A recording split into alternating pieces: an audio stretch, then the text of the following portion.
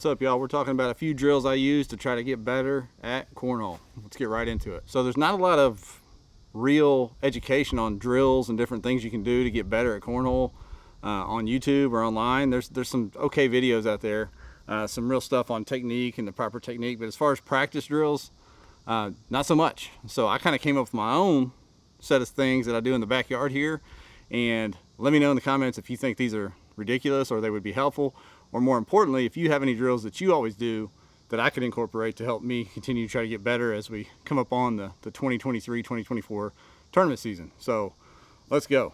First drill I use, I call it perfect practice or perfect follow through. I get to about 20 feet instead of the 27 feet, shorten the distance down, and I work on just making everyone in the hole and turning that hand over the best I can and getting a perfect bag flight. If I can't make them from 20 feet, if it can't look good in the air from 20 feet, then it's not going to look good from 27 feet. So I shorten the distance and just work on that good form, good form, good form. And something else that does is it builds mental strength just seeing more bags go in. I mean, you're closer so you can see more bags go in. Something else it does is, to me, it's easier to pick up on what's going wrong from that close distance. If you miss right or left, you immediately can kind of tell why it went that way and what happened, and you can correct it a lot more before you scoot back to that 27-foot distance. Second drill, totally opposite of the first one, is when I warm up at a tournament or warm up in the backyard or whatever, the first thing I'm going to do is throw nothing but air mails down and back a couple of times. I got that from a partner in a blind draw of mine, Dustin Baker, great player. He said, hey, this is what I do. And what that does is, number one, it loosens you up, but it eliminates the front boards. You automatically are getting it. You might not make every air mail, you might not make any of them, but you're getting that bag all the way to the board or past the board every time right out the gate, and it gets you in the mindset of not coming up short and trying to feather that bag up there. If you go back to a golf reference, you miss every single putt that you don't get to the hole. So you got to at least get it to the board and then see what happens from there. You can get a lucky bounce or whatever, even if you're offline, but if you don't get it to the board, you're dead. So air mails, at least 2 down and backs, maybe 3 or 4 down and backs of nothing but air mails, just to get loose, get that bag all the way to the hole. Of course, you don't want to sacrifice your form for that, but it's going to get you where you need to be as far as distance control and just getting warmed up quicker. All air mails. Next up, I use a field goal drill. It's football season, so we'll say field goal drill. I put a bumper on each side of the bag. That happens more than you think in tournaments, in games, and when that happens, it seems like it's easier to make them. It gives you a better target. It gives you some side bumpers, like when you're playing bowling, you put the little kitty bumpers up. But if you do that from the 27-foot distance when you're just practicing, sometimes, number one, it builds confidence because for some reason your brain can see that target a little better with those 2 bumpers on the side. And it gives you some practice of using those bumpers to your advantage.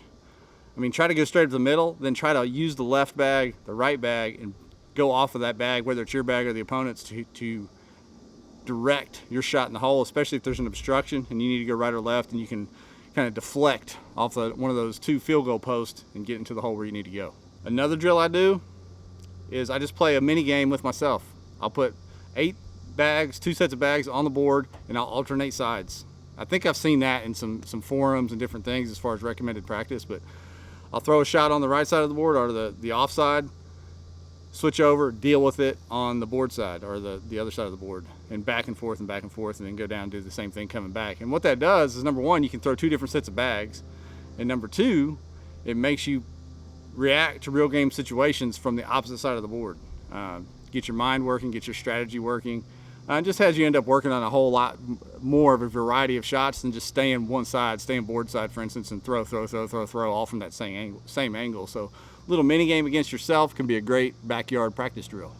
Another game or drill I play with myself is just trying to go on streaks. How many in a row can I make in the hole, for instance? Or that's a great example. It's kind of like playing knockout, but by yourself. If you have a buddy over or whatever, that's an even better way to play it. But as many as you can make in a row, just to build confidence in that slide shot. I mean, that's the baseline of the game, is can you make a slide shot routinely? Can you make a slide shot when you have to?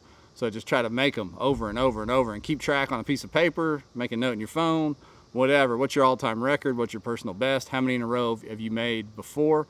And then when you're practicing, sometimes, hey, tonight I'm going to try to beat that 15 in a row or whatever it was, and try to beat your personal best on the slide shots. Then last but not least is a very simple one that many of you use. This is just a great way to practice game situations, is just get out your phone and turn on the ghost app on Cornhole and play medium and hard ghost games. It puts you in a game mindset. Of course, you're by yourself, you're playing against air, but still having to hit a certain amount of points, having to try to beat a virtual opponent, even if it's not another opponent, it changes things. It changes things in the backyard as opposed to just casually throwing. Makes you keep a little bit of an edge, makes you concentrate a little bit more. So use those ghost games. That's your sixth and final tip. I'd love to hear what you guys do out there. Please give me your tips. I want to add them to my arsenal. And if I see some cool ones, I may do some YouTube shorts using your tips. So please give them to me. As always, I appreciate y'all watching.